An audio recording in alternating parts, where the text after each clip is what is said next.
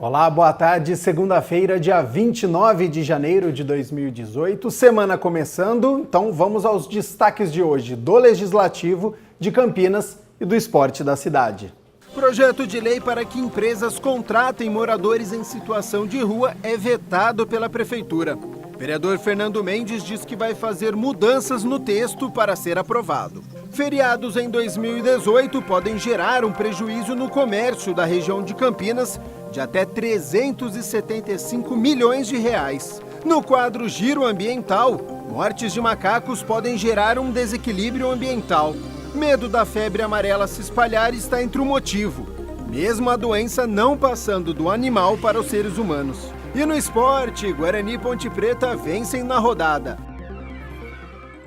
Fim de semana esportivo positivo para a cidade dentro dos campos, das quadras, mas infelizmente tudo isso ficou em segundo plano com a morte do goleiro reserva do Guarani, o Wallace, em um acidente de carro. A gente vem com todas as informações daqui a pouco. No fim do ano passado, a Câmara de Campinas aprovou o projeto de lei que determinava que as empresas vencedoras de licitações públicas na cidade contratassem moradores em situação de rua. Só que o Executivo vetou o projeto. Aprovado em duas discussões no plenário da Câmara em 2017, o projeto, de autoria do vereador Fernando Mendes, que de acordo com o parlamentar poderia retirar das ruas até 180 moradores em situação de rua, foi barrado pelo Executivo. O motivo alegado é que o projeto é inconstitucional. Sempre que um projeto é vetado, a justificativa maior é a questão da inconstitucionalidade. Na minha maneira de refletir, inconstitucional é a pessoa comer pão do lixo. Inconstitucional é a pessoa dormir debaixo de marquise. Então, o questionamento relacionado à questão da rua, tem que alguém tomar uma providência. E não é providência dando curso, não adianta fazer providência dando agasalho, não adianta fazer providência dando chazinho, não adianta. Isso apenas dá um tipo de conforto naquele momento. O que precisa é o emprego. O vereador vai fazer algumas mudanças no projeto, como retirar a palavra exigência para as empresas contratarem os moradores de rua e criar um tipo de orientação. Vamos adequar de acordo com a orientação do Executivo, porque existe por exemplo, no projeto diz que haveria uma exigência de contratação de pessoas. Talvez essa palavra foi mal compreendida, então a gente trata de tirar essa palavra e colocar uma outra, seja uma orientação, um tipo de acordo, uma contrapartida. Existe uma lei estadual que já dá essa abertura para a grande conversa entre empresas e o Executivo, então eu acredito que é uma questão de nós venhamos reapresentar o projeto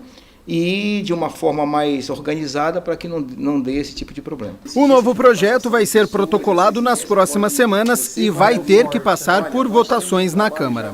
Eu acredito que já na segunda, eu estarei apresentando o projeto já na segunda sessão, protocolando o projeto já na segunda, já agora, depois que voltar do recesso, eu já estarei colocando o projeto em atividade, porque tem pouca coisa a ser mudada. Não tem muita coisa a se mexer no projeto, apenas adequar palavras para que não haja conflito na nossa legislação. E o projeto nada mais é do que um projeto de inclusão para dar oportunidade para aquele que quer. Os feriados de 2018 assustam os varejistas, podendo provocar um prejuízo de 375 milhões de reais no comércio da cidade de Campinas. Confira na reportagem de Michel Amorim. A conta já foi feita. 2018 vai ter 15 feriados, alguns deles com emendas. E quem também já somou e tem uma previsão do impacto dessas folgas foi a Federação do Comércio de Bens e Serviços e Turismo do Estado de São Paulo, que apontou que o prejuízo na região será 14% maior esse ano em comparação a 2017. A dúvida fica: como a perda desse ano será maior, sendo que teremos a mesma quantidade de feriados do ano passado? Nós conversamos com a presidente do Sindivarejista, que explicou a situação. Esse ano, diferente do ano passado, nós temos emendas e não pontes. A maioria dos feriados cai na sexta-feira, então você emenda o sábado e domingo. Ou ele cai na segunda, tá? Então você emenda 3 dias direto. Então existe bastante feriados desta forma. E esse feriado para a cidade, né? Não só para o comércio, para a cidade é muito ruim, porque ela fica vazia. O pessoal sobe no mapa, pega a estrada e vai embora. Vários segmentos vão ser afetados. Farmácias e perfumarias, a perda pode chegar a 21%. Lojas de móveis e decoração, 20%. De vestuário, tecidos e calçados, 17%. Mercados também entram nessa lista. O supermercado vai perder muito, né? Vai perder em torno de 14% de vendas nessa parte. Que a gente até acha estranho, né?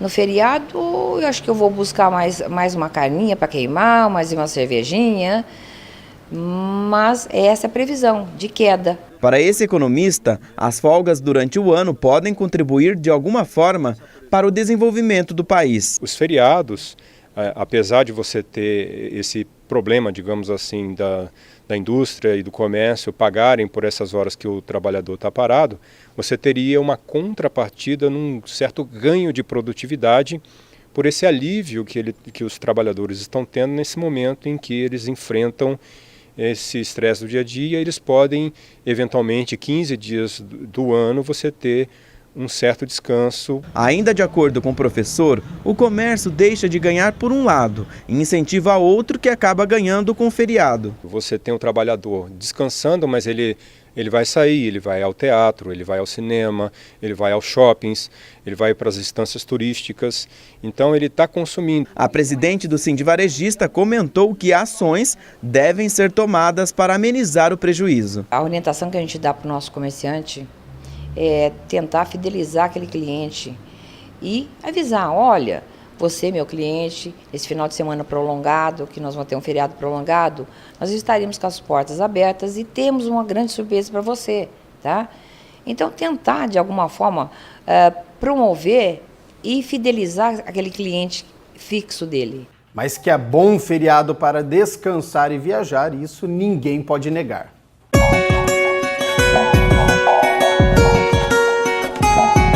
Segunda-feira, com o tempo fechado em algumas regiões de Campinas, até chegou a chuviscar. Para amanhã, terça-feira, o panorama continua como está, podendo chover a qualquer hora do dia. Temperatura fica amena, hein? Mínima de 20 graus e a máxima não passa dos 28 graus.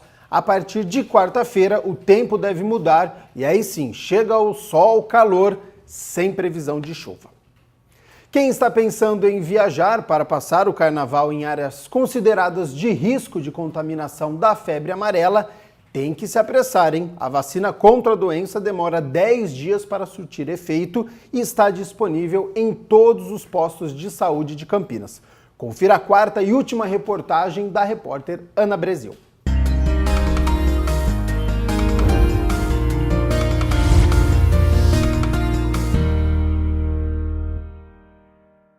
Que a febre amarela pode matar já é de conhecimento de todos.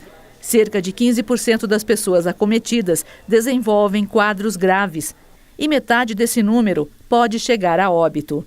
Além de outros órgãos vitais, a doença afeta principalmente o fígado e o rim. A imunização através da vacina é mesmo necessária nas áreas consideradas de risco. Ela garante 98% de proteção, mas seu efeito não é imediato. Em 7 a 10 dias a gente vai ter a titulação, ou seja, né, a resposta da vacina plena. Então, principalmente para quem vai viajar no carnaval, vai para essas regiões de mata, lembre-se de que deve ser tomada a vacina 10 dias antes do deslocamento. A vacina pode provocar reações desde as mais brandas até as mais graves. Existe gente que não tem absolutamente nada, essa é a maioria. Alguns vão ter um mal-estar, uma dor no local da aplicação, podem ter um pouco de dor muscular, um pouco de dor de cabeça. E uma parcela muito pequena, mas muito pequena mesmo, que está se falando em a cada 1 milhão de pessoas, pode ter uma reação adversa mais grave. Aí sim é parecido com a febre amarela e essas vão precisar de auxílio médico. Os sintomas da febre amarela podem ser confundidos com os de outras doenças. Por isso, é bom procurar um médico, um posto de saúde, quando sentir qualquer um deles. Vai dar febre, mal-estar, dor de cabeça, dor muscular. Em 3 dias, a pessoa pode ficar bem ou, quando baixa a febre, ela pode ter manifestações que são sinais de alerta. Que aí sim é o amarelo, né, que é a icterícia, que são as mucosas amareladas, e fenômenos hemorrágicos, às vezes sangramento de gengiva, outros sangramentos. Se essas pessoas tiverem esses sinais e frequentarem a área de risco, tem que procurar imediatamente auxílio médico, porque o tratamento é internado. De acordo com a diretora do Devisa, Departamento de Vigilância em Saúde de Campinas, a cidade está tranquila em relação à imunização contra a febre amarela. Em Campinas a gente está bem tranquilo, nós vacinamos mais de 900 mil pessoas, então a gente tem uma cobertura vacinal alta. Nós, desde outubro, não temos macaco positivo e continuamos no monitoramento, então a gente está tranquilo. Só que eu gosto de salientar, ainda pode haver, embora 900 mil pessoas tenham sido vacinadas, pode haver aqueles que não foram e acabam se deslocando para a área de mata e podem pegar. Falando ainda sobre a febre amarela, os especialistas temem que a mortandade dos macacos, muitos que não são afetados pela doença, estão sendo mortos pela ação do homem e pode causar um desequilíbrio ambiental.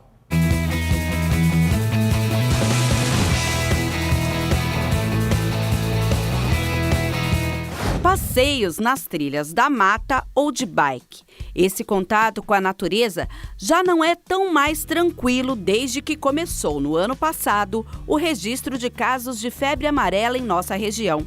Um balanço divulgado no último dia 22 pela Secretaria de Estado da Saúde, que mostra a evolução da doença em São Paulo, foram 81 casos com 36 mortes. Campinas teve um caso autóctone, ou seja, contraído no município sem óbito nesse período. Foram 30 casos importados confirmados, todos com local provável de infecção em Minas Gerais, mas nenhum aqui na cidade.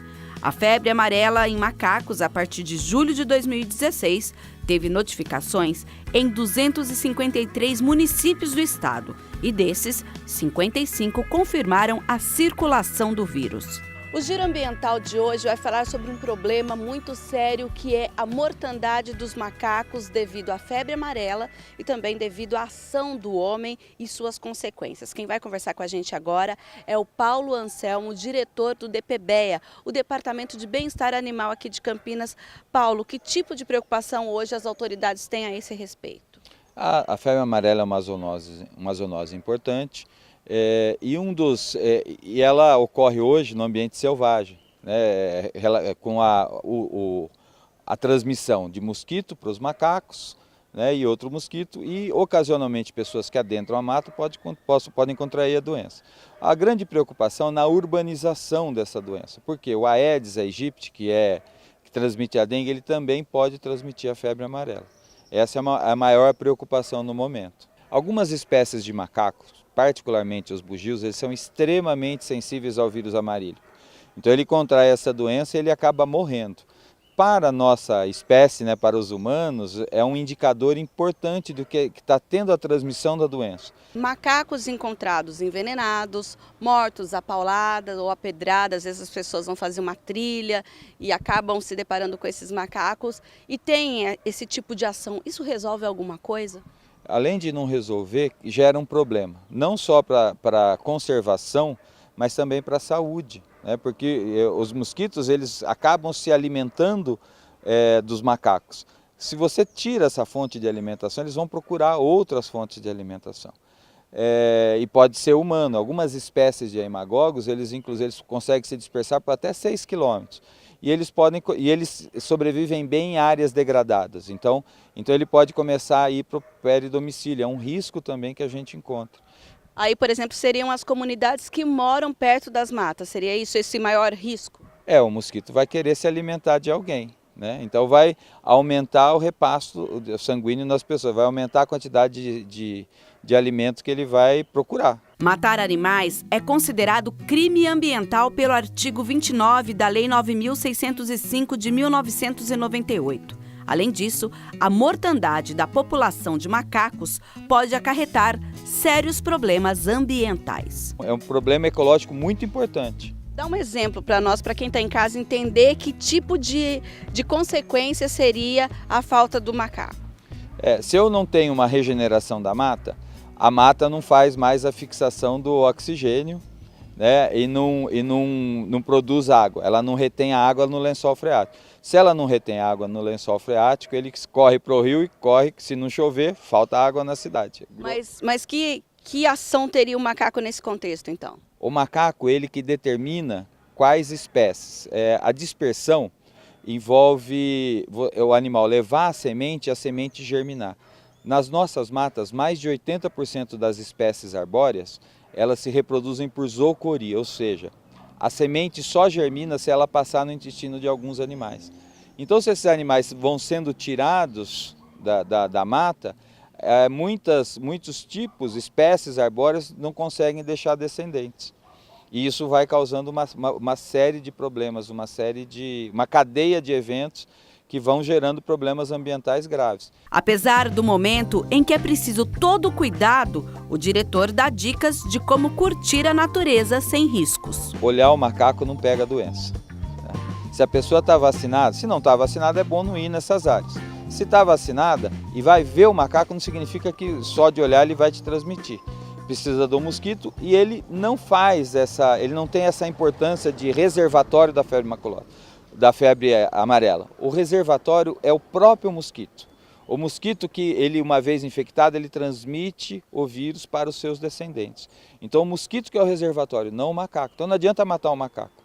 Hoje o quadro F5 vai mostrar como você pode ficar offline no Messenger e também no WhatsApp. Quem vai dar todos os detalhes é o repórter Michel Amorim.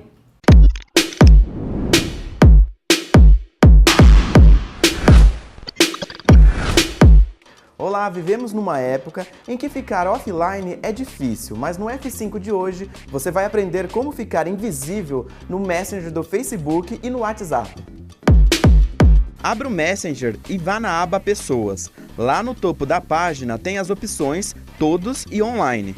Toque em Online e a primeira pessoa que vai aparecer na lista será você. A bolinha verde do lado significa que você está on para todos. Ao tocar na chave, você vai desligá-la. Para ficar on novamente, é só apertar a chave. No WhatsApp também é simples. Entre no aplicativo, vá nas opções que ficam no rodapé da tela, clique em Ajustes, Conta, Privacidade e nessa parte você vai desativar o visto por último. Ninguém vai ver a hora que você entrou pela última vez no aplicativo. Lembrando que no Messenger, quando você fica off, você não vai visualizar quem está online. E no WhatsApp, você também não vai ver a última vez que as pessoas ficaram online. É isso aí, caso você queira rever tudo que já passamos aqui no F5 ou se perdeu algum, basta entrar no canal da TV Câmara no YouTube e acessar a playlist do F5. Essa foi a dica de hoje, na próxima semana eu volto com outro tema. Tchau!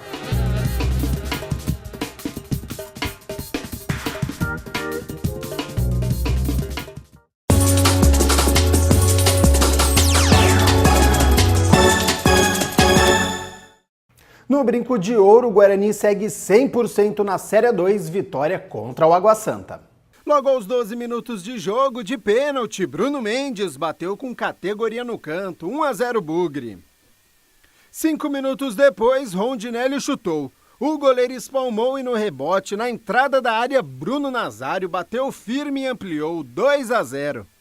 No segundo tempo, imponente na partida, o Guarani fechou a conta com Eric, após o zagueiro dar este presente e o atacante Bruno Mendes deixar o atacante na cara do gol. Final, Guarani 3, Água Santa 0. Vitória importante do Guarani porque, em caso de derrota, iria se aproximar da zona de rebaixamento. Como venceu, terminou a rodada na 6ª colocação.